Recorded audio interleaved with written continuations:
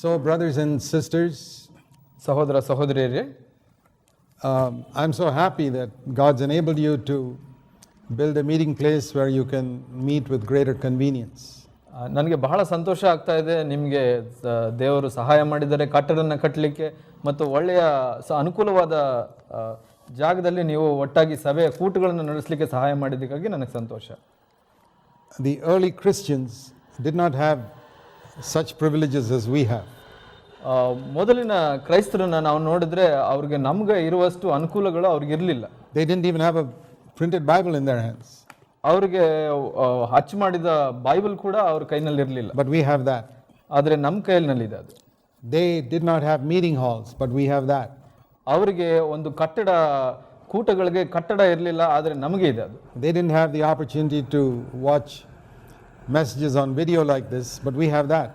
ಅವರಿಗೆ ಈ ತರ ವಿಡಿಯೋ ಮೂಲಕ ಸಂದೇಶನ ಕೇಳೋ ಅವಕಾಶ ಇರಲಿಲ್ಲ, ಆದರೆ ನಮಗಿದೆ. So we must remember a word of Jesus where he said, to whom more is given, more will be required. ನಾವು ಈ ಸಮಯದಲ್ಲಿ ಯೇಸು ಹೇಳಿದ ಮಾತನ್ನ ನೆನೆಸ್ಕೊಳ್ಳೋದು ಬಹಳ ಮುಖ್ಯ. ಯಾರಿಗೆ ಹೆಚ್ಚು ಕೊಡಲ್ಪಟ್ಟಿದೆ ಅವರಿಂದ ಹೆಚ್ಚು ಕೇಳಲ್ಪಡುತ್ತೆ ಅಂತ. In our day, God has given us so much compared to people in previous generations of Christianity. ಕಳೆದ ಶತಮಾನಗಳಲ್ಲಿ ನೋಡಿದ್ರೆ ನಾವು ಜನಗಳಿಗೆ ಎಷ್ಟು ಕೊಡಲ್ಪಟ್ಟಿತ್ತು ಅದಕ್ಕಿಂತ ಬಹಳಷ್ಟು ಹೆಚ್ಚು ನಮಗೆ ಕೊಡಲ್ಪಟ್ಟಿದೆ. So we have the greatest responsibility before God to use all this for his glory. ನಮಗೆ ಹೆಚ್ಚು ಒಂದು ಜವಾಬ್ದಾರಿ ಇದೆ ಆ ದೇವರ ಮುಂದೆ ಹೆಚ್ಚಾಗಿ ಇದನ್ನ ತೋರಿಸ್ಕೊಳ್ಳಿಕ್ಕೆ. So even this meeting hall that you've got, from day one you must dedicate it to be used for the glory of God. ಈ ಒಂದು ಸಭೆಯ ಕಟ್ಟಡ ಕೂಡ ನೀವು ದೇವರಿಗೆ ಹೆಚ್ಚಾಗಿ ಒಳ್ಳೆಯದಾಗಿ ಉಪಯೋಗಿಸಲಿಕ್ಕೆ ನೀವು ಅದನ್ನ ಒಪ್ಪಿಸಿಕೊಡಬೇಕು. So I want to read a verse in Matthew chapter 5. ಮತ್ತಾಯ 5ರಲ್ಲಿ ನಾನು ಒಂದು ವಚನವನ್ನು ಹಂಚಿಕೊಳ್ತೀನಿ. And verse 14. 14ನೇ ವಚನ. It is commonly understood that Jesus Christ is the light of the world. ಯೇಸು ಲೋಕಕ್ಕೆ ಬೆಳಕು ಅನ್ನೋದನ್ನ ನಾವು ಹೆಚ್ಚಾಗಿ ಜನರು ತಿಳ್ಕೊಂಡಿದ್ದಾರೆ. He said that in John 8 verse 12. ಯೋಹಾನ 8:12ರಲ್ಲಿ ನಾವು ಅದನ್ನ ನೋಡ್ಕೊಳ್ತೀವಿ. And that's true. He is the light of the world, and even today he is the light of the world. ಹೌದು, ಅದು ಸತ್ಯ. ಅವತ್ತು ಕೂಡ ಅವರು ಲೋಕಕ್ಕೆ ಬೆಳಕಾಗಿದ್ರು, ಇವತ್ತು ಕೂಡ ಅವರೇ ಲೋಕಕ್ಕೆ ಬೆಳಕು. But there is a difference. ಆದರೆ ಅಲ್ಲಿ ಒಂದು ವ್ಯತ್ಯಾಸ ಇದೆ. When he was on earth, he was the light of the world in his own physical body. ಆತ ಈ ಲೋಕದಲ್ಲಿ ಇರುವಾಗ ಈ ಶರೀರದಲ್ಲಿ ಆತನು ಲೋಕಕ್ಕೆ ಬೆಳಕಾಗಿದ್ದನು. But he told the disciples in John chapter 9 that as long as I am in the world, John 9:5, I am the light of the world. ಅವರು ಯೋಹಾನ 9:5ರಲ್ಲಿ ನೋಡ್ಕೊಂತೀವಿ, ನಾನು ಈ ಲೋಕದಲ್ಲಿ ಇರೋವರೆಗೆ ನಾನು ಬೆಳಕಾಗಿದ್ದೀನಿ ಅಂತ ಹೇಳಿದ್ರು. Now he's gone up. ಈಗ ಮೇಲೆ ಹೋಗಿದ್ದಾರೆ. Now Jesus is the light of the world through his spiritual body, the church. ಈಗ ಅವರು ಈ ಆತ್ಮಿಕ ದೇಹದ ಮೂಲಕ ಈ ಲೋಕಕ್ಕೆ ಬೆಳಕಾಗಿದ್ದಾರೆ. So he said in Matthew 5:14 to his disciples, now you are the light of the world. ಇಲ್ಲಿ ಮತ್ತಾಯ 5:14ರಲ್ಲಿ ನೋಡ್ತೀವಿ, ಅವರು ಹೇಳೋದು ನೀವು ಲೋಕಕ್ಕೆ ಬೆಳಕಾಗಿದ್ದೀರಾ ಅಂತ. And he said the church must be like a city, verse 14, set on a hill that cannot be hidden. ಇಲ್ಲಿ 14ರಲ್ಲಿ ನೋಡ್ತೀವಿ, ಗುಡ್ಡದ ಮೇಲೆ ಕಟ್ಟಿರುವ ಊರು ಅಂತ ಅಂದ್ಬಿಟ್ಟು. And men, verse 15, don't light a lamp and hide it under a peck measure, but on a lampstand. ಇಲ್ಲಿ 15ನೇ ವಚನದಲ್ಲಿ ನೋಡ್ತೀವಿ, ಮತ್ತು ದೀಪವನ್ನು ಹತ್ತಿಸಿ ಕೊಳಗದೊಳಗೆ ಜನ ಇಡೋದಿಲ್ಲ ಅಂತ ಅಂದ್ಬಿಟ್ಟು. And it gives light to all in the house. ಅದು ದೀಪಸ್ತಂಭದಲ್ಲಿ ಇಟ್ಟಾಗ ಲೋಕದ ಮನೆಯಲ್ಲಿ ಇರೋರಿಗೆಲ್ಲ ಬೆಳಕು ಕೊಡುತ್ತೆ. So the reason why you have this place to gather together is so that you can be a light to all the people in Hubli. ಈ ಕಟ್ಟಡವನ್ನ ದೇವರು ಕೊಟ್ಟಿರೋ ಅವಕಾಶ ಏನಂದ್ರೆ ನೀವು ಹುಬ್ಬಳ್ಳಿಯಲ್ಲಿ ಇರುವಂತವರಿಗೆಲ್ಲ ಬೆಳಕಾಗಿರ್ಬೇಕು ಅಂತ. We are not in competition with any other church.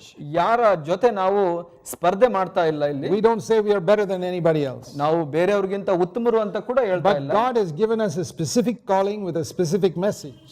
ದೇವರು ನಮಗೆ ಒಂದು ನಿರ್ದಿಷ್ಟವಾದ ಒಂದು ಕರೆಯನ್ನ ಕೊಟ್ಟಿದ್ದಾರೆ, ಒಂದು ಸಂದೇಶವನ್ನ ಕೊಟ್ಟಿದ್ದಾರೆ ನಮಗೆ. And we must be faithful to that message. ಅದಕ್ಕೆ ನಾವು ನಂಬಿಗಸ್ತರಾಗಿರ್ಬೇಕು. So as I said, we are not competing with other churches.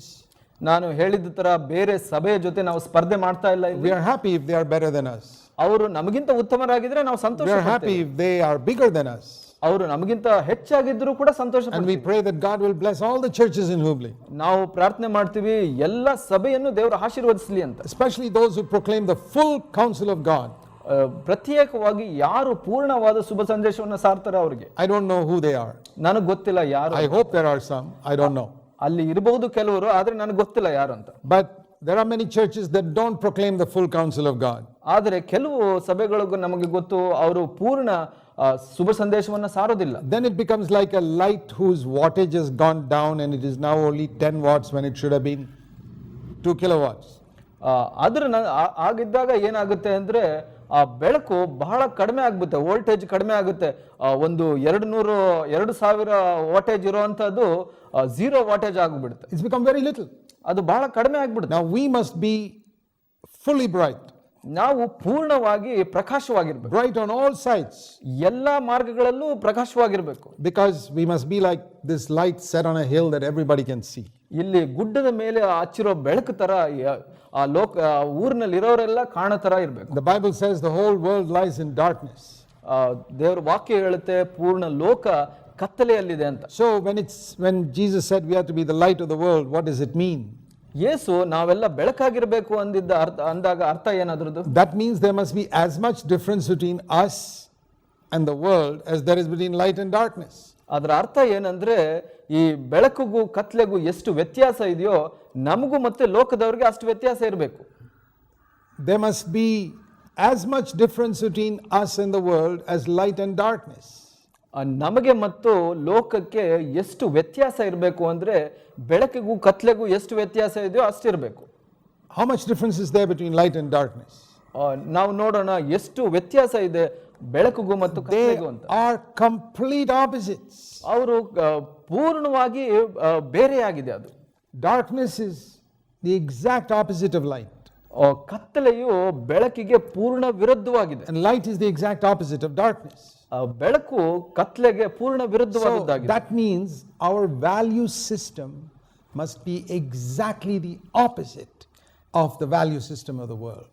ಅದರ ಅರ್ಥ ಏನಂದ್ರೆ ನಮ್ಮ ಮೌಲ್ಯಗಳು ಆ ಲೋಕದಲ್ಲಿರೋರ ಮೌಲ್ಯಕ್ಕಿಂತ ಪೂರ್ಣ ವಿರುದ್ಧವಾಗಿರಬೇಕು.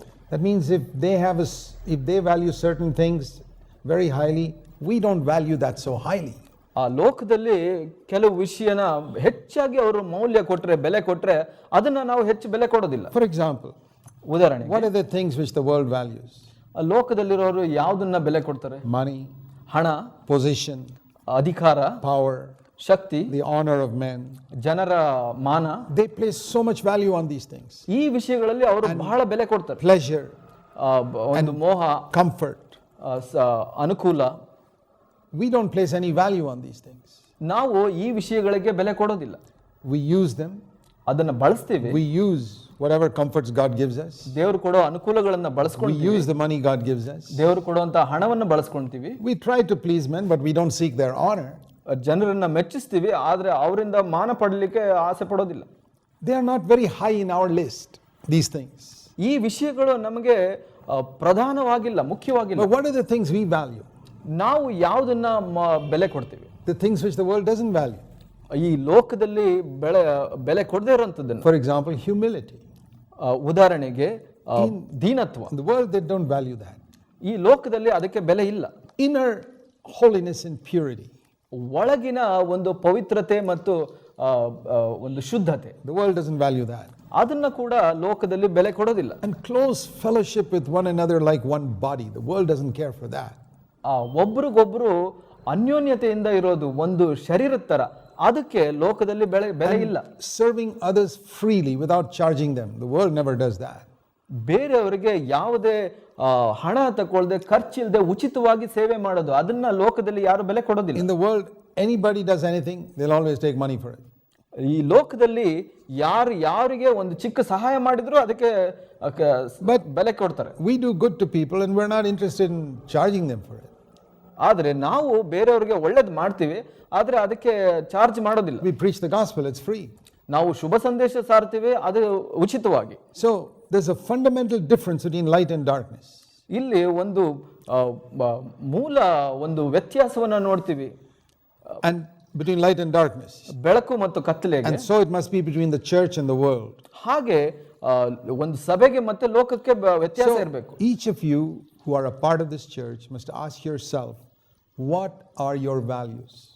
ಈ ಸಭೆಯಲ್ಲಿರೋ ಪ್ರತಿಯೊಬ್ಬ ಸದಸ್ಯನು ತಮಗೆ ಕೇಳ್ಕೊಳ್ಬೇಕು, ನಿಮ್ಮ ಮೌಲ್ಯಗಳೇನು ಅಂತ. When we first come to Christ, we have the world's values. ನಾವು ಕ್ರೈಸ್ತನಲ್ಲಿ ಮೊದಲು ಬಂದಾಗ ಲೋಕದ ಮೌಲ್ಯಗಳು ಇರುತ್ತೆ ನಮ್ಮಲ್ಲಿ. But the Holy Spirit comes to change those values. ಆದರೆ ಪವಿತ್ರಾತ್ಮನು ನಮಗೆ ಆ ಮೌಲ್ಯಗಳನ್ನು ಬದಲಾಯಿಸಲಿಕ್ಕೆ ಬರ್ತಾನೆ. So, for example, here you have a nice building where you have now meeting together. ಇಲ್ಲಿ ಒಂದು ಹೊಸ ಒಳ್ಳೆಯ ಕಟ್ಟಡ ಇದೆ ನಿಮಗೆ ಕೂಟ ಮಾಡಲಿಕ್ಕೆ. This is not the grandest building in Hubli. ಹುಬ್ಳಿಯಲ್ಲಿ ಇದೇ ಒಂದು ಸುಸರ್ಜಿತವಾದದಲ್ಲ, but it's something you have better than what you had before where you never had a building. ಇದು ನೀವು ಮೊದಲು ಇದ್ದದ್ದಕ್ಕಿಂತ ಮೊದಲು ಯಾವುದು ಇಲ್ಲದೆ ಇತ್ತು, ಆದರೆ ಅದಕ್ಕಿಂತ ಉತ್ತಮವಾದದ್ದು. But you must not be taken up with the building. ನೀವು ಈ ಕಟ್ಟಡವನ್ನೇ ಹೆಚ್ಚಾಗಿ ತಗೊಳ್ಬಾರ್ದು. Because God doesn't dwell in this building. ಆದ್ರೆ ಯಾಕೆಂದ್ರೆ ದೇವರು ಈ ಕಟ್ಟಡದಲ್ಲಿ ನೆಲೆಸೋದಿಲ್ಲ, ವಾಸಿಸೋದಿಲ್ಲ. In the Old Testament, God's presence was always on the tabernacle or the temple. ದೇವರು ಹಳೆ ಒಡಂಬಡಿಕೆಯಲ್ಲಿ ನೋಡ್ತೀವಿ, ದೇವಾಲಯದಲ್ಲಿ ದೇವರ ಪ್ರಸ್ತುತತೆ ಇತ್ತು. But not today. ಆದರೆ ಇವತ್ತಲ್ಲ. Today the temple of God is God's people. ಇವತ್ತು ದೇವರ ಆಲಯ ಜನರಾಗಿದ್ದಾರೆ, ದೇವರ ಜನರು. If you meet in a garden, that's where God is. That's God's house. ನೀವು ಒಂದು ಉದ್ಯಾನವನದಲ್ಲಿ ಭೇಟಿ ಮಾಡಿದ್ರೆ ಅಲ್ಲಿ ದೇವರ ಪ್ರಸ್ತುತತೆ ಇರುತ್ತೆ. In the first centuries and all, they met in caves. That was God's house. That's where God's people were. ಮೊದಲ ಶತಮಾನದಲ್ಲಿ ನೋಡಿದ್ರೆ ಜನರು ಗವಿಯಲ್ಲಿ ಕೂಡಿ ಬರ್ತಾ ಇದ್ರು, ಅಲ್ಲೇ ದೇವರ ಪ್ರಸ್ತುತತೆ ಇತ್ತು. Or you met in a hotel room. That was God's house then. ಅಥವಾ ನಾವು ಒಂದು ಹೋಟೆಲ್, ಒಂದು ಕೊಠಡಿಯಲ್ಲಿ ಕೂಡಿ ಬಂದ್ರೆ ಅಲ್ಲೇ ದೇವರ ಪ್ರಸ್ತುತತೆ ಇತ್ತು. Or your room in somebody's house. ನೀವು ಒಂದು ಮನೆಯಲ್ಲಿ ಯಾರೋ ಮನೆಯಲ್ಲಿ ಕೂಡಿ ಬಂದ್ರೆ ಅಲ್ಲೇ ದೇವರ ಮನೆ ಆಗ್ತಾ ಇತ್ತು. Because you were there. ಯಾಕಂದ್ರೆ ನೀವು ಅಲ್ಲಿ ಇರ್ತಾ. The moment you leave the hotel or leave that room, that's no longer God's house. ಅಲ್ಲಿಂದ ನೀವು ಹೊರಗಡೆ ಬಂದ್ಬಿಟ್ರೆ ಅದು ದೇವರ ಮನೆ ಆಗಿರಲ್ಲ, ಅಲ್ಲಿ ದೇವರ ಪ್ರಸ್ತುತಿ. So God's house today is not a building. ದೇವರ ಮನೆ ಅಂದ್ರೆ ಅದು ಒಂದು ಕಟ್ಟಡ ಅಲ್ಲ. We must remember that. ಅದು ಯಾವಾಗಲೂ ನಾವು ನೆನಪಿಟ್ಕೊಂಡು. This building is not God's house. ಈ ಕಟ್ಟಡ ದೇವರ ಮನೆ ಅಲ್ಲ. It's you, the people, who are God's house. ನೀವು ಜನರು ದೇವರ ವಾಸಸ್ಥಾನವಾಗಿದೆ. So just like people are very careful to keep the church building clean and painted and looking nice, ಹೇಗೆ ಜನರು ಕಟ್ಟಡವನ್ನು ಶುದ್ಧವಾಗಿಟ್ಟು ಸರಿಯಾಗಿ ಅನುಕೂಲವಾಗಿಡ್ತಾರೋ, much more than that, we have to keep our heart looking clean and nice before God. ಅದಕ್ಕಿಂತ ಹೆಚ್ಚಾಗಿ ದೇವರ ಮುಂದೆ ನಾವು ನಮ್ಮ ಹೃದಯವನ್ನು ಶುದ್ಧವಾಗಿಟ್ಕೊಳ್ಬೇಕು. It says about Noah in Hebrews in chapter 11. ಹಿಬ್ರಿಯ 11ರಲ್ಲಿ ನೋಹನ ಬಗ್ಗೆ ಹೇಳುತ್ತೆ. Hebrews chapter 11. ಹಿಬ್ರಿಯ 11 and verse 7. 7ನೇ ವಚನ. That God gave Noah a warning about things that were going to happen in the future. ನೋಹನು ಅದುವರೆಗೆ ಕಾಣದಿದ್ದ ಸಂಗತಿಗಳ ವಿಷಯವಾಗಿ ದೈವೋಕ್ತಿಯನ್ನು ಹೊಂದಿ ಭಯಭಕ್ತಿಯುಳ್ಳವನಾಗಿ ತನ್ನ ಮನೆಯವರ ಸಂರಕ್ಷಣೆಗೋಸ್ಕರ ನಾವೇನು ಕಟ್ಟಬೇಕೆಂದು ದೇವರು ಒಂದು ಸಂದೇಶವನ್ನು ಕೊಟ್ಟರು ಅಂತ ನೋಡ್ತೀವಿ. He told him about what is going to happen in the future. ಮುಂದೆ ಭವಿಷ್ಯದಲ್ಲಿ ಏನಾಗುತ್ತೆ ಅನ್ನೋದ್ರ ಬಗ್ಗೆ ದೇವರು, that the world was going to be destroyed. ಈ ಲೋಕ ನಾಶವಾಗುತ್ತೆ ಅಂತ. And Noah believed it.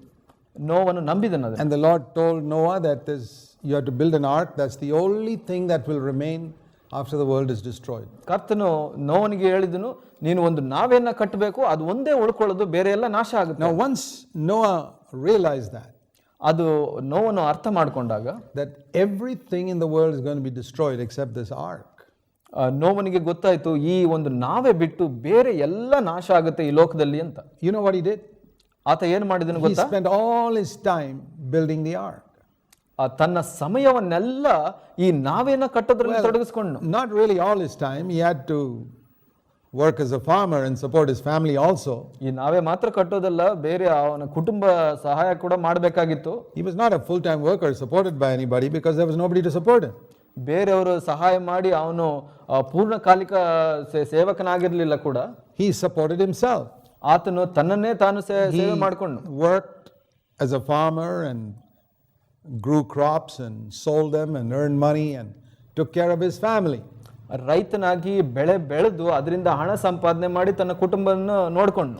And he took as much time as possible the rest of the day to build the ark. ದಿವಸದಲ್ಲಿ ಹೆಚ್ಚಿನ ಸಮಯವನ್ನ ಈ ನಾವೇನ ಕಟ್ಟಲಿಕ್ಕೆ ಕೂಡ ಸಮಯ ಕಳೆದನು. And when his children, his 3 sons, saw that their father was so wholehearted, they also got converted. ಆ ಮಕ್ಕಳು 3 ಜನ ಗಂಡು ಮಕ್ಕಳು ಈ ತನ್ನ ತಂದೆಯ ಮಾಡುವಂಥ ಕೆಲಸಗಳನ್ನು ನೋಡಿ ಅವರಿಗೆ ಪ್ರೋತ್ಸಾಹ ಆಗಿ ಆತನಿಗೆ ಸಹಾಯ ಮಾಡಿದರು. They were converted to the same faith. The world is going to be destroyed. ಅವರಿಗೆ ಕೂಡ ಆ ಒಂದು ಮಾನಸಾಂತರ ಬಂತು, ಈ ಲೋಕ ನಾಶವಾಗುತ್ತೆ ಅಂತ. And their wives also came to the same faith. ಅವರ ಹೆಂಡತಿಯರು ಕೂಡ ಅದೇ ನಂಬಿಕೆಗೆ ಬಂದರು. So there were 8 of them, Noah and his wife, his 3 sons and the 3 wives. ಅಲ್ಲಿ ನೋಡ್ತೀವಿ ನಾವು ನೋಹ ಮತ್ತು ಆತನ ಹೆಂಡತಿ, 3 ಜನ ಗಂಡು ಮಕ್ಕಳು, ಅವರ ಹೆಂಡತಿಯರು. It was a much smaller church than all of you. ನಿಮಗೆ ಇಲ್ಲಿ ಇಂದು ಇರೋ ಸಭೆಗಿಂತ ಅದು ಬಹಳ ಚಿಕ್ಕ ಸಭೆಯಾಗಿದೆ. But they did a fantastic work for God in their generation. ಆದರೆ ದೇವರಿಗೆ ಅವರ ಒಂದು ಜನಾಂಗದಲ್ಲಿ ಬಹಳ ಉತ್ತಮವಾದ ಕೆಲಸ ಮಾಡಿದರು. One family ಒಂದೇ ಕುಟುಂಬ was the means of salvation for the whole world. ಒಂದು ಲೋಕಕ್ಕೆ ಒಂದು ರಕ್ಷಣೆಯನ್ನ ತಂದುಕೊಟ್ರು. You know, all of us sitting here, all of us are descendants of Noah. ನಮಗೆ ಗೊತ್ತಿದೆಯಾ, ನಾವು ಇಲ್ಲಿ ಕುಳಿತವರೆಲ್ಲ ಆತನ ಸಂತತಿಯಿಂದ ಹುಟ್ಟಿದವರು. Every human being is a descendant of Noah today. ಎಲ್ಲ ಲೋಕದಲ್ಲಿರೋ ಜನಗಳೆಲ್ಲ ನೋಹನ ಸಂತತಿಯಿಂದ ಹುಟ್ಟಿದವರು. All the other descendants of Adam have been destroyed. ಎಲ್ಲ ಆದಾಮನ ಬೇರೆ ಸಂತತಿ ಎಲ್ಲ ನಾಶವಾಗಿ ಹೋಯ್ತು. It's only Noah's descendants in the world today. ಇವತ್ತು ಇರುವಂತ ಜನಾಂಗ ಯಾರಂದ್ರೆ ನೋಹನ ಸಂತತಿಯವರು. And ಮತ್ತು that was just one family. ಅದು ಒಂದೇ ಒಂದು ಕುಟುಂಬವಾಗಿತ್ತು. 8 people. 8 ಜನ ಮಾತ್ರ. So you see how one family of 8 people could influence the whole world. ನಾವು ನೋಡ್ತೇವೆ ಇಲ್ಲಿ ಒಂದು 8 ಜನರ ಒಂದು ಕುಟುಂಬ ಇಡೀ ಲೋಕವನ್ನೇ ಹೇಗೆ ಪ್ರಚೋದಿಸುತ್ತೆ ಅಂತ. How was that? ಹೇಗೆ ಅದು? It says here that Noah in reverence prepared an ark, and by doing that he condemned the world. ಇಲ್ಲಿ ನೋಡ್ತೇವೆ ನಾವು, ಅದರಿಂದ ಆತನು ಲೋಕದವರನ್ನು ದಂಡನೆಗೆ ಪಾತ್ರ ಎಂದು ನಿರ್ಣಯಿಸಿ ನಂಬಿಕೆಯ ಫಲವಾದ ನೀತಿಗೆ ಬಾಧ್ಯನಾದನು ಅಂತ. So we read here that he built an ark, and that act of building the ark condemned the world. ಇಲ್ಲಿ ನೋಡ್ತೇವೆ ಅವನು ನಾವೆಯನ್ನ ಕಟ್ಟೋದ್ರ ಮುಖಾಂತರ ಈ ಲೋಕವನ್ನ ಒಂದು ಖಂಡಿಸಿದನು ಅಂತ. So how did Noah condemn the world of his time? ಹೇಗೆ ನೋವ ತನ್ನ ಜೀವನದಲ್ಲಿ ಈ ಲೋಕವನ್ನು ಖಂಡಿಸಿದನು? What does he mean? What does it mean to condemn the world? ಈ ಲೋಕವನ್ನ ಖಂಡಿಸೋದು ಅಂದ್ರೆ ಅರ್ಥ ಏನು? To say, I don't care for this world. ನಾವು ಹೇಳೋದು ಈ ಲೋಕಕ್ಕೆ ನಾನು ಯಾವುದು ಬೆಲೆ ಕೊಡೋದಿಲ್ಲ ಅಂತ. Have its value system. ಅದರ ಒಂದು ಮೌಲ್ಯಗಳಿಗೆ ನಾನು ಬೆಲೆ ಕೊಡೋದಿಲ್ಲ. Not care. I don't bother about its opinion. I don't want its wealth or comfort. ಅದು ಏನು ಹೇಳುತ್ತೋ ಅದನ್ನು ಕೇಳಲ್ಲ, ಅದರದ ಅನುಕೂಲಗಳು ನನಗೆ ಬೇಕಾಗಿಲ್ಲ ಅಂತ ಹೇಳೋದು. How did Noah do that? ಹೇಗೆ ನೋವ ಮಾಡಿದನು ಅದನ್ನು? Not just by preaching it with words. ಬಾಯಿನಲ್ಲಿ ಪ್ರಸಂಗ ಮಾಡೋದ್ರಿಂದ ಮಾತ್ರ. There are a lot of people preaching with words today that no, we don't care for the world. ಇವತ್ತು ಬಹಳಷ್ಟು ಜನ ಹೀಗೆ ಬೋಧನೆ ಮಾಡ್ತಾರೆ, ನಾವು ಲೋಕಕ್ಕೆ ಬೆಲೆ ಕೊಡೋದಿಲ್ಲ ಅಂತ. But how did Noah do it? ಹೇಗೆ ನೋವನು ಮಾಡಿದನು ಅದನ್ನು? He did it by his life. ಆತನು ತನ್ನ ಜೀವಿತದ ಮುಖಾಂತರ ಇದನ್ನು ತೋರಿಸಿದನು. Morning till night for 120 years he spent his life building the ark. ಬೆಳಗ್ಗೆಯಿಂದ ಸಂಜೆವರೆಗೆ 120 ವರ್ಷಗಳ ಕಾಲ ಈ ನಾವೆಯನ್ನು ಕಟ್ಟೋದ್ರಲ್ಲಿ ತೊಡಗಿಸಿಕೊಂಡು. But it took a long time to build the ark. ಇದು ಬಹಳ ಸಮಯ ತಗೊಳ್ತು ಕಟ್ಟಲಿಕ್ಕೆ. Because there were hardly anybody else interested in helping Noah. ನೋಹನಿಗೆ ಸಹಾಯ ಮಾಡಲಿಕ್ಕೆ ಯಾರಿಗೂ ಅಲ್ಲಿ ಸಂತೋಷವಾಗಿ ಸಹಾಯ ಮಾಡಲಿಕ್ಕೆ ಇರಲಿಲ್ಲ ಯಾರು. I don't know if he got any help from anybody else. ನನಗೆ ಗೊತ್ತಿಲ್ಲ ಬೇರೆ ಯಾರಾದರೂ ಸಹಾಯ ಮಾಡಿದ್ರಾ ಅಂತ. Maybe just his family members. ಆತನ ಕುಟುಂಬದವರು ಮಾತ್ರ ಸಹಾಯ ಮಾಡಿರಬಹುದು. Even the sisters there. ಆ ಸಹೋದರಿಯರಿದ್ರಲ್ಲ, ಅವರು they also helped in building the ark. ಅವರು ಕೂಡ ಈ ನಾವೆಯನ್ನ ಕಟ್ಟಲಿಕ್ಕೆ ಸಹಾಯ ಮಾಡಿದ್ರು. Brothers and sisters. ಸಹೋದರರು ಸಹೋದರಿಯರು. There were 4 men and 4 women. They built the ark. 4 ಗಂಡಸರು 4 ಹೆಂಗಸರು ಇವರು ಸೇರಿ ಆ ನಾವೆಯನ್ನ ಕಟ್ಟಿದ್ರು. And where did they get the money from? ಹಣ ಎಲ್ಲಿಂದ ಬಂತು ಅವರಿಗೆ? To buy all this wood and all the things necessary. ಈ ಮರ ಮತ್ತು ಬೇಕಾದ ವಸ್ತುಗಳು ಪಡೆಯಲಿಕ್ಕೆ ಕೊಂಡುಕೊಳ್ಳಲಿಕ್ಕೆ. Maybe Noah sold some of his land or worked a little harder and earned some money.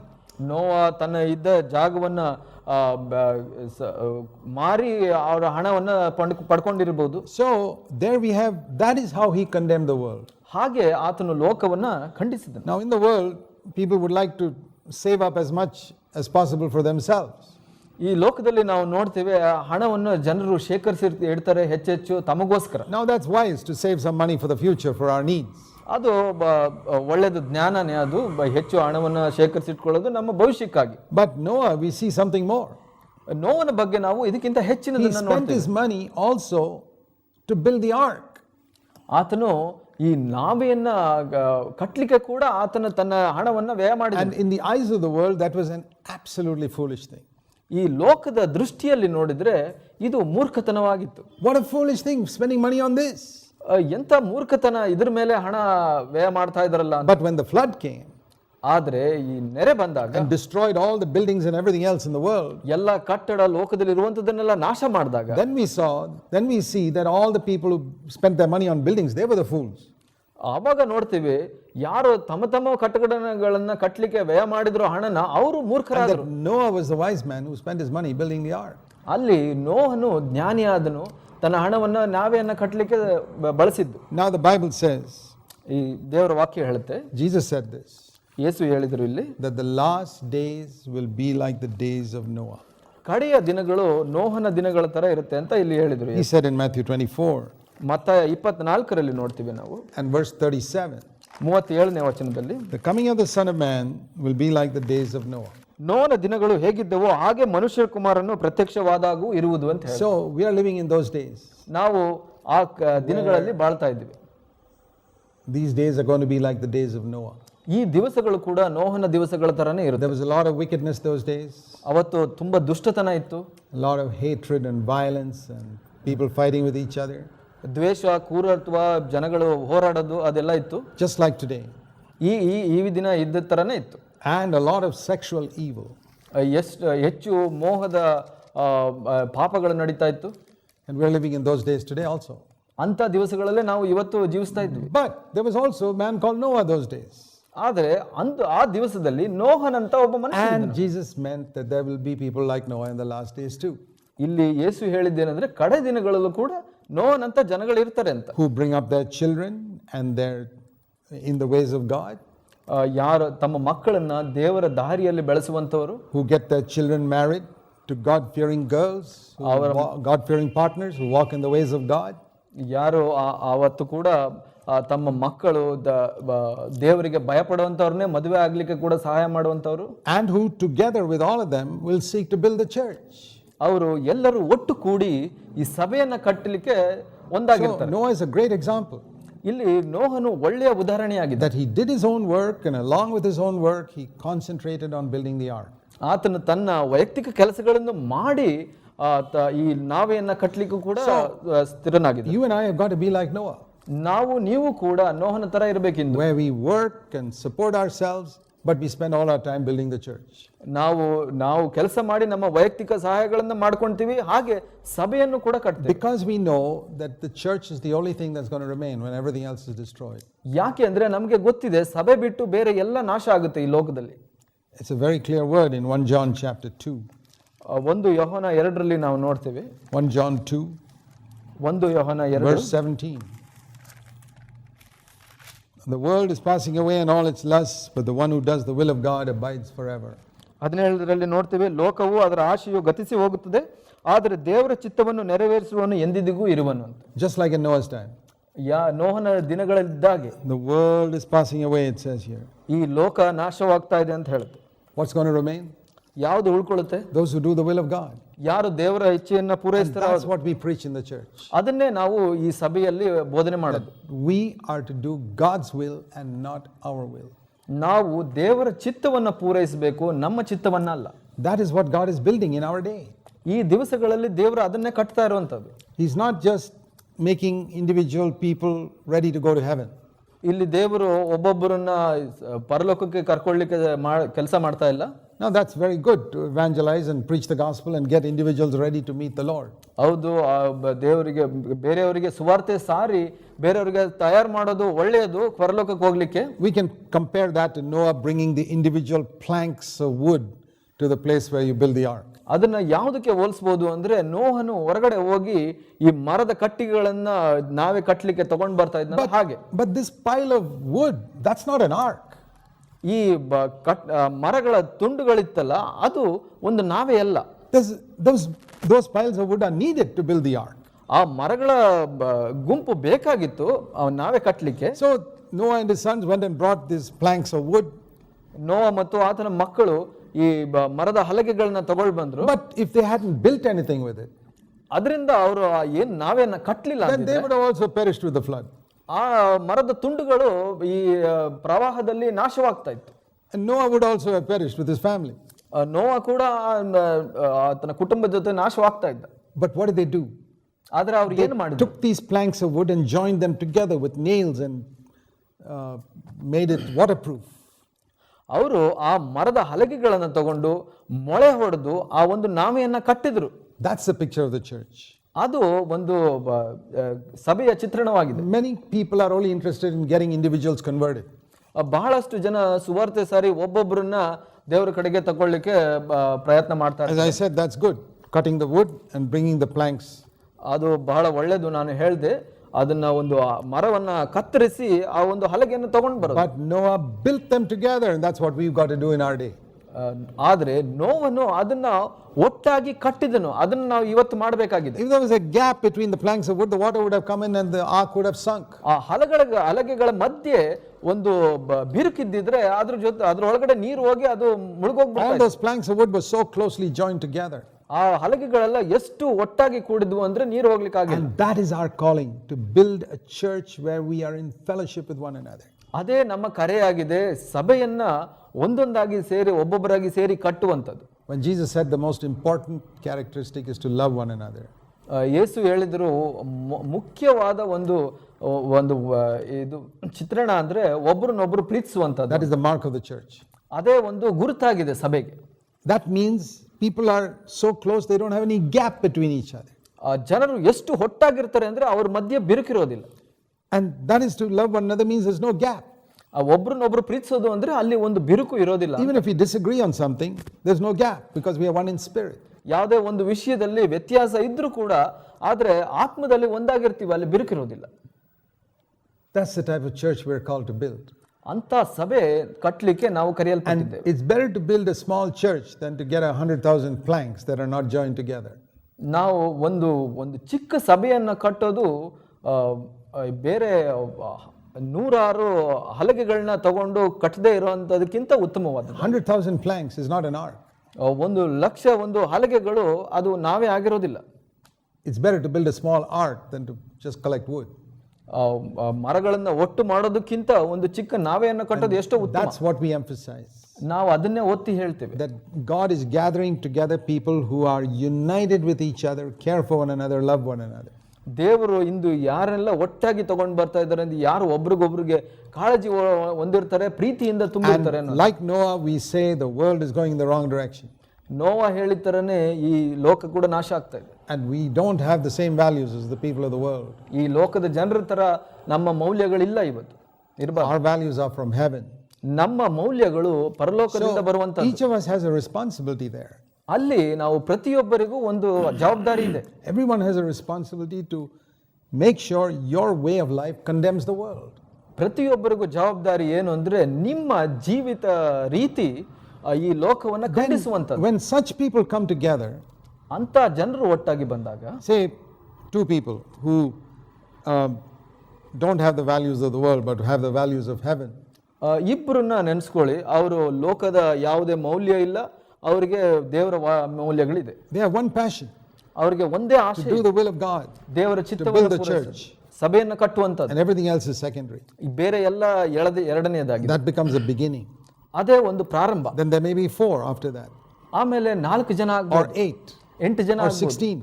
16 ಜನ. See, just like a baby grows in a mother's womb.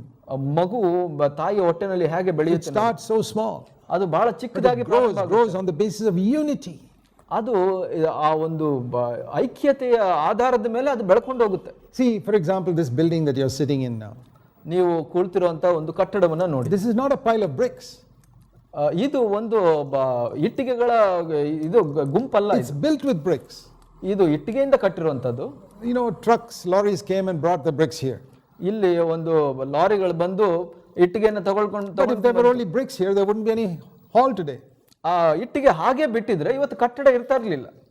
Those bricks were put together and cemented and joined, so there's no gap, and that's why we have a hall today. ಆ ಇಟ್ಟಿಗೆಗಳನ್ನ ಸೇರಿಸಿ cement ಹಾಕಿ ಕಟ್ಟಿರೋದ್ರಿಂದ ಇವತ್ತು ಕಟ್ಟಡ ಇದೆ ನಮಗೆ.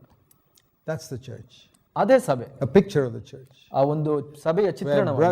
Brother and sister are joined together like that by the Lord. ಸಹೋದರ ಸಹೋದರಿಯರು ದೇವರಿಂದ ಕಟ್ಟಲ್ಪಟ್ಟಿರೋದು. Where we recognize that we are all one family. ನಾವು ಇದನ್ನ ಅರ್ಥ ಮಾಡ್ಕೊಂತೀವಿ, ನಾವು ಒಂದು ಕುಟುಂಬವಾಗಿದ್ದೀವಿ. It doesn't matter if you're not big in size. ನಾವು ದೊಡ್ಡದಾಗಿಲ್ಲ ಅಂದ್ರೂ ಪರವಾಗಿಲ್ಲ. Our values must not be the values of the world. ಆದರೆ ನಮ್ಮ ಮೌಲ್ಯಗಳು ಲೋಕದ ಮೌಲ್ಯವಾಗಿರಬಾರ್ದು. And I want to ask all of you who are a part of this church, ನಾನು ಈ ಸಭೆಯ ಸದಸ್ಯರಿಗೆಲ್ಲ ಕೇಳಲಿಕ್ಕೆ ಇಷ್ಟಪಡ್ತೀನಿ, are you seeking to live in such a way that people can see your values are not the values of the people in the world? ನೀವು ನಿಮ್ಮನ್ನ ಲೋಕದವರು ನೋಡಿದಾಗ ಓ ಇವರಿಗೆ ಲೋಕದ ಮೌಲ್ಯ ಇವರ ಮೌಲ್ಯಗಳು ವ್ಯತ್ಯಾಸವಾಗಿದೆ ಅನ್ನೋದು ಆ ಥರ ಇರಬೇಕು ಅಂತ ನೀವು ಬಯಸ್ತಾ ಇದ್ದೀರಾ? That is our calling. ಅದು ನಮ್ಮ ಕರೆಯಾಗಿದೆ. The worldly people get upset if some little earthly thing is broken or destroyed. ಈ ಲೋಕದ ಜನರು ಈ ಲೋಕದ ಕೆಲವು ವಿಷಯಗಳು ಮುರಿದೋದ್ರೆ ಕೆಟ್ಟೋದ್ರೆ ಅವ್ರಿಗೆ ಬಹಳ ದುಃಖ ಆಗುತ್ತೆ. That doesn't disturb us. ಆದ್ರೆ ಅದು ನಮಗೆ ದುಃಖ ಪಡೋದು. We are disturbed if we had a bad thought. ನಾವು ಬೇರೆಯವರ ಬಗ್ಗೆ ಕೆಟ್ಟದ ಯೋಚನೆ ಮಾಡಿದಾಗ ದುಃಖ ಆಗುತ್ತೆ, or a dirty thought. ಕೆಟ್ಟ ಯೋಚನೆಗಳು ಬಂದಾಗ. But the world is not disturbed by such thoughts.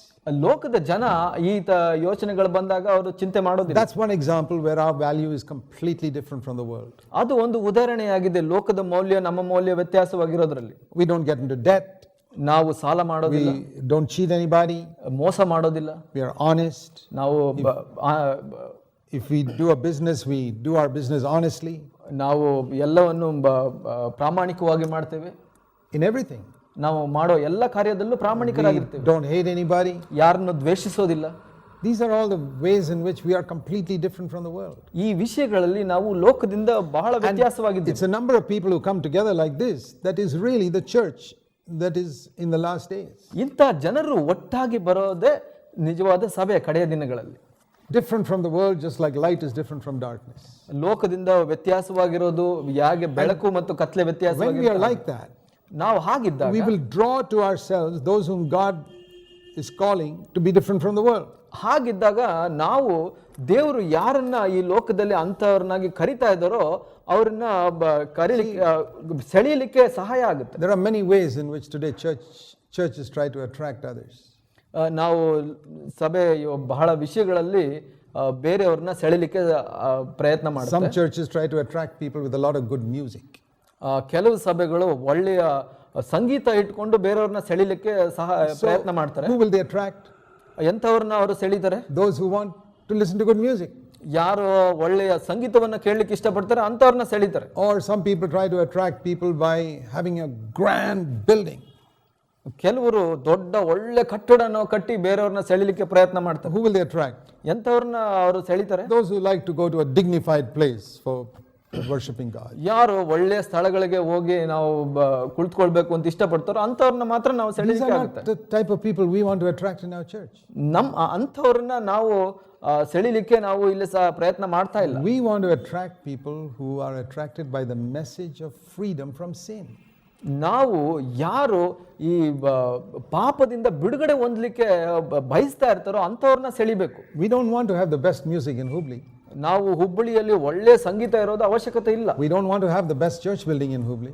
ದೊಡ್ಡ ಬೃಹತ್ ಕಟ್ಟಡ ಇರುವಂತದ್ದು ಅವಶ್ಯಕತೆ ಇಲ್ಲ. We don't even want to have the best preachers in Hubli. ನಾವು ಹುಬ್ಬಳ್ಳಿಯಲ್ಲೇ ಒಳ್ಳೆಯ ಬೋಧಕರು ಇರೋದು ಅವಶ್ಯಕತೆ ಇಲ್ಲ. In all the churches.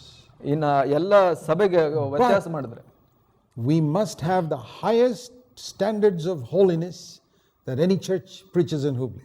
ಆದರೆ ನಾವು ಈ ಪವಿತ್ರತೆಯಲ್ಲಿ ಎಲ್ಲ ಸಭೆಗಿಂತ ಉತ್ತಮವಾದ ಒಂದು ಮಟ್ಟವಿರಬೇಕು. The Old Testament says holiness is what is proper for God's house.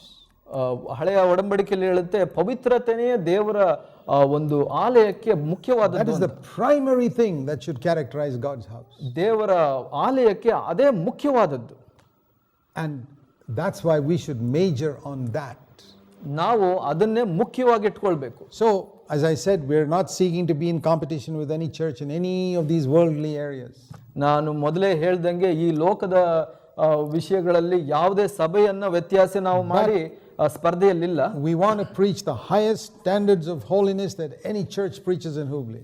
ಆದರೆ ಹುಬ್ಬಳ್ಳಿಯಲ್ಲಿ ಎಲ್ಲಾ ಸಭೆಗಳಲ್ಲಿ ಬೋಧನೆ ಮಾಡೋದಕ್ಕಿಂತ ಹೆಚ್ಚಿನಾದ ಪವಿತ್ರತೆಯನ್ನು ನಾವು ಬೋಧನೆ ಮಾಡಬೇಕು. So that we attract to our church only those who are interested in a holy life. ಅದರಿಂದ ನಾವು ಈ ಹುಬ್ಬಳ್ಳಿಯಲ್ಲಿ ಯಾರಿಗೆ ಅಂಥ ಜೀವಿತ ಬಯಸಿ ಬರ್ತಾರೋ ಅಂಥವ್ರನ್ನ ಮಾತ್ರ ನಾವು ಸೆಳೆಯೋಕೆ ಸಹಾಯ ಆಗುತ್ತೆ. Those who are interested in listening to good music, they can go to some other churches. ಒಳ್ಳೆಯ ಸಂಗೀತದಲ್ಲಿ ಅವರಿಗೆ ವಿಶ್ವಾಸ ಇದ್ರೆ ಮತ್ತೆ ಆಸೆ ಇದ್ರೆ ಅವರು ಬೇರೆ ಸಭೆಗೆ Those who want financial help from a church must go to some other churches. ಬೇರೆ ಕೆಲವರಿಗೆ ಹಣ ಸಹಾಯ ಬೇಕು ಅಂದ್ರೆ ಅವರು ಬೇರೆ ಸಭೆಗೆ ಹೋಗ್ಲಿ. Or those who like to find some security in a big number, they should go to some big church. ಕೆಲವರಿಗೆ ಬಹಳಷ್ಟು ದೊಡ್ಡ ಸಭೆಗೆ ಹೋಗ್ಬೇಕು ಅಂತ ಆಸೆ ಇದ್ರೆ ಅವರು ಬೇರೆ ಸಭೆಗೆ ಹೋಗ್ಲಿ. We must only attract those who are interested in being free from sin. ನಾವು ಯಾರಿಗೆ ಪಾಪದಿಂದ ಬಿಡುಗಡೆ ಹೊಂದಲಿಕ್ಕೆ ಆಸೆ ಇದೆ ಅವ್ರನ್ನ ಮಾತ್ರ ಸೆಳೆಯಕ್ಕೆ Because Jesus came to set people free from sin. ಯಾಕಂದ್ರೆ ಯೇಸು ಬಂದಿದ್ದು ಜನರನ್ನ ಅವರ ಪಾಪಗಳಿಂದ ಬಿಡಿಸ್ಲಿಕ್ಕೆ. He didn't come to make us better musicians. ಅವರು ನಾವು ಒಳ್ಳೆ ಸಂಗೀತಗಾರರಾಗಬೇಕು ಅನ್ನೋದು ಅಂತ He ಬಂದಿಲ್ಲ. didn't even come to make us better preachers. ಆತನು ನಮ್ಮನ್ನ ಒಳ್ಳೆ ಬೋಧಕರನ್ನಾಗಿ ಮಾಡಬೇಕು ಅಂತಾನೂ ಬಂದಿಲ್ಲ. What did he come for? ಯಾಕೆ ಬಂದನು? He came to make us holier people just like himself.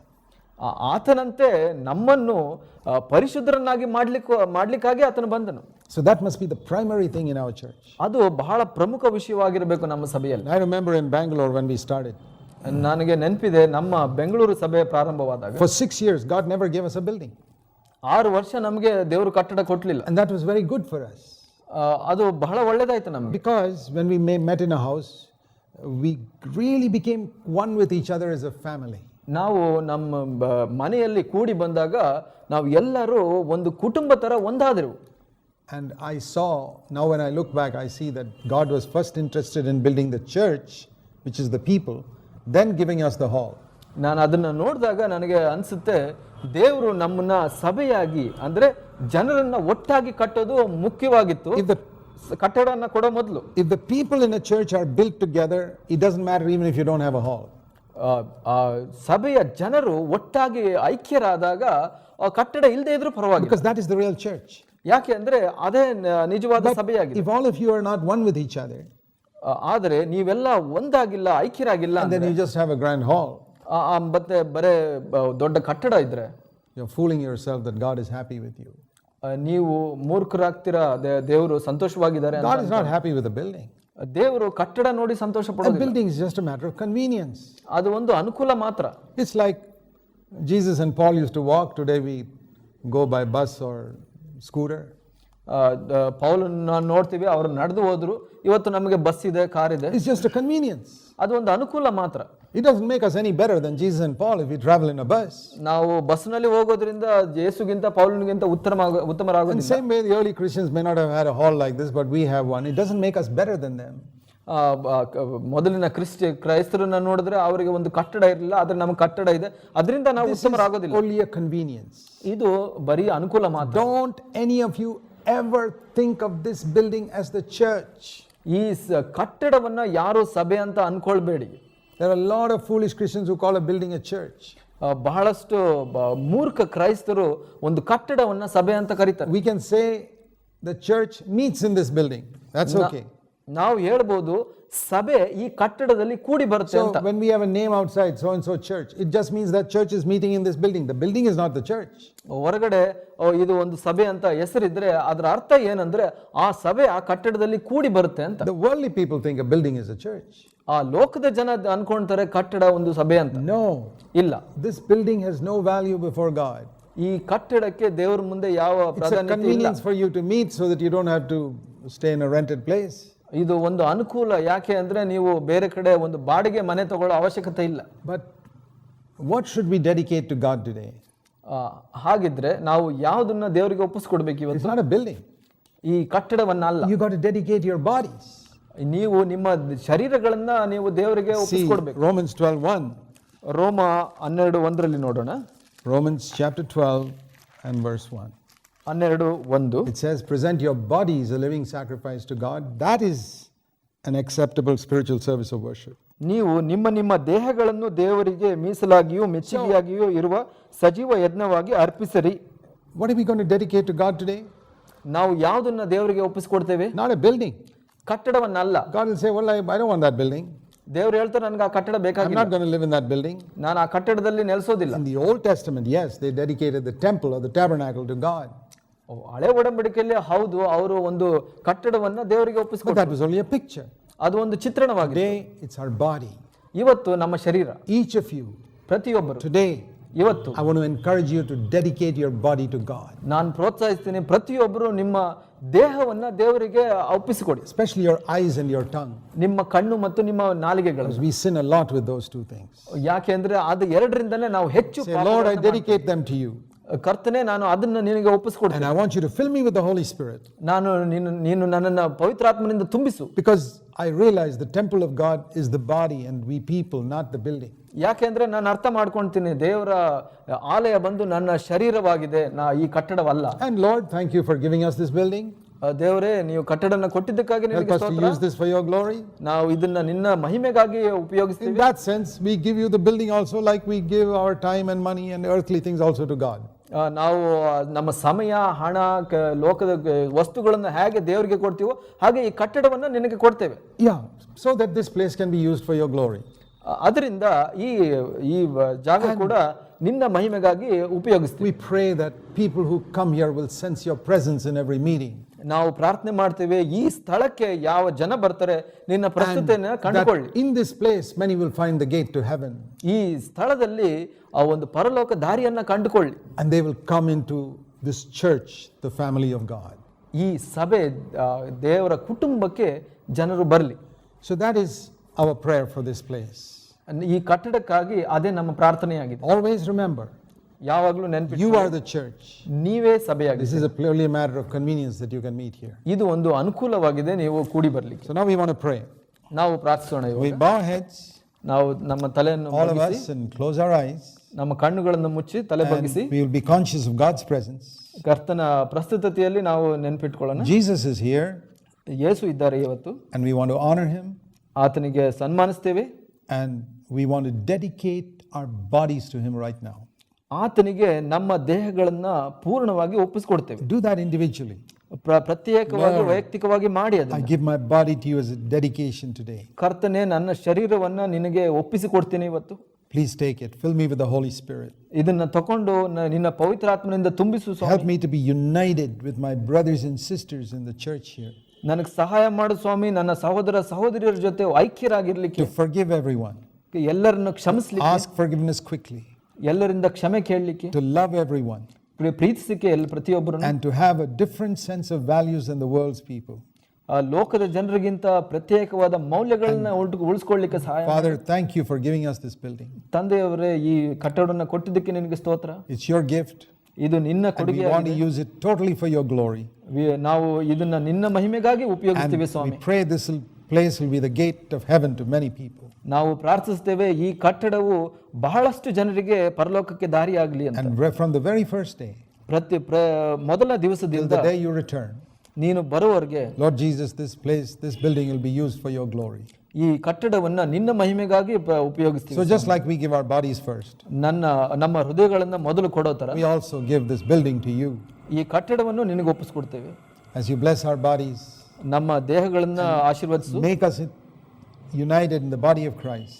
ನಾವು ಕೂಟದಲ್ಲಿ, ಸಭೆಯಲ್ಲಿ ಐಕ್ಯರಾಗ್ಲಿಕ್ಕೆ ಸಹಾಯ We ಮಾಡಿ. pray this building also will glorify you. ಈ ಕಟ್ಟಡ ಕೂಡ ನಿನ್ನ ಮಹಿಮೆಗಾಗಿರಲಿ. Thank you for helping us to finish it without getting into debt. ನಾವು ಸಾಲಕ್ಕೆ ಹೋಗದೇನೆ ಈ ಕಟ್ಟಡವನ್ನು ಪೂರ್ಣಗೊಳಿಸಲಿಕ್ಕೆ ಸಹಾಯ ಮಾಡಲಿಕ್ಕೆ, Providing all our needs. ನಮ್ಮ ಅನುಕೂಲತೆಗಳನ್ನೆಲ್ಲ Give you the glory. ಒಪ್ಪಿಸಿಕೊಟ್ಟಿದ್ದಕ್ಕೆ ಸ್ತೋತ್ರ.